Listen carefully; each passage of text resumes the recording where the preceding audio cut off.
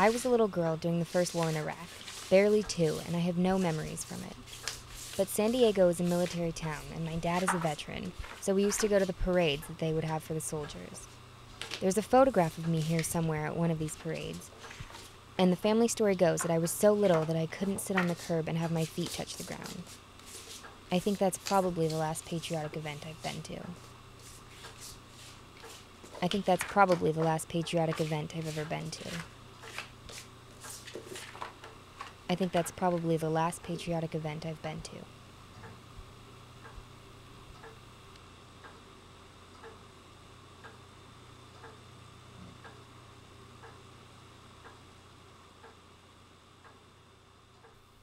I first learned the word apathetic when a teacher called me it in middle school. We were debating something as a class, and I said that it didn't matter why anyone thought that they were right, that our opinions were just a reaction to our upbringings and life experiences, and that we could have just as easily have been on the other side.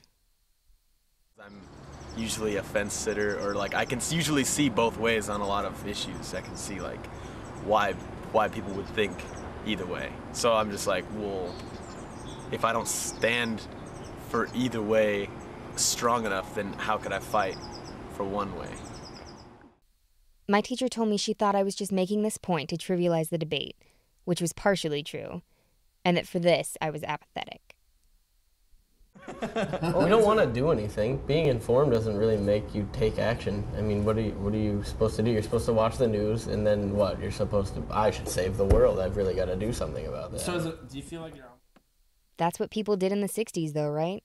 There was that whole take to the streets movement. But would anyone actually do that now? No. There aren't any, what about, for gay rights or something? No. Why? I don't care enough. I just don't care, and I don't like crowds. And I just feel like college protests are just, they don't do anything, so why bother? I feel like it's kind of kid stuff, you know? Like you have all these problems, and then you're all anti-authority, and you want all these changes, and you want all this activism and stuff, and then eventually you have a house, and you have a wife, and you have kids, and you just kind of get in line.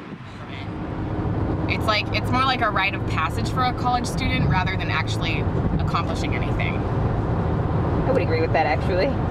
Yeah, it's like, I'm in college, I'm protesting. I'm finding my identity. It doesn't do anything. Okay, so we don't protest or care because we don't think we can create change? I'm sure it's a lot of different factors.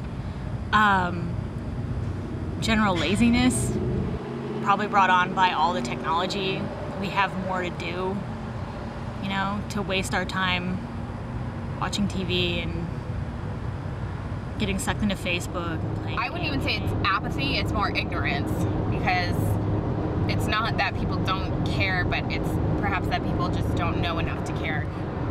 Because I know a lot of people who I would not say are apathetic, but are apathetic over some things and not over others.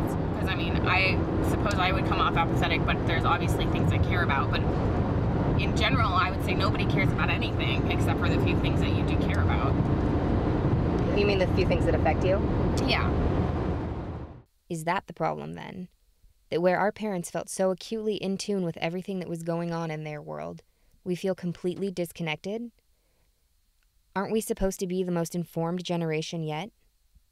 Do you think that instant stream media and, kind of getting what you want exactly when you want it is affecting our generation at all? I can see where there might be truth in that, because if I have a short attention span, and I do all that. I think that the instant gratification that comes with internet, where you kind of just going through, you're going through a page and you see something else that you like and you go to that and you can't really stay concentrated. I think every generation thinks the one after them is apathetic and they fear for the future. I don't have such a short attention span that I'm not going to care about things. Staying on one article for the whole time and then moving on to a different article, you can kind of just go and just different routes. Oh, look at all these 16 and pregnant chicks. One of them is going to be famous or something, more famous than they already are. But I don't think we're apathetic. It could be a useful tool, and I think that it just needs to be fine-tuned to a better usage. So I think it could help. but not right now. That doesn't sound very good. I totally spaced out in the middle of that. Yeah, don't use It was like, that doesn't make any sense. Maybe there is an attention span problem. Or maybe I'm just being an asshole and ignoring my subjects. No one else seems to think that they're apathetic. Maybe the problem is me. All right then, let's cut back to me. I dated a guy once who joined the Marines, and I thought he was insane to sign his life away to the government for 4 years.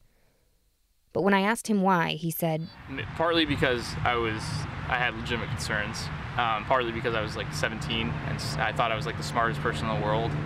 So I was like, fuck you guys, like I don't need your education. But I wanted to do something different, and I looked at all these people that had done something great, all these intellectual people, all these people that were looked at as being very worthy of praise. You know, the greatest generation, what did they all have in common? They all went to war, and they all fought in the military. but I have issues with patriotism.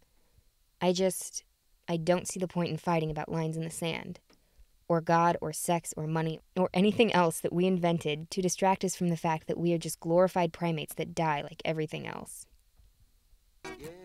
We can make more money, make you guys richer. What I need, though, is I need you to join with the government. I joined because I wanted to go to Afghanistan, and I wanted to experience something that you don't see in regular life.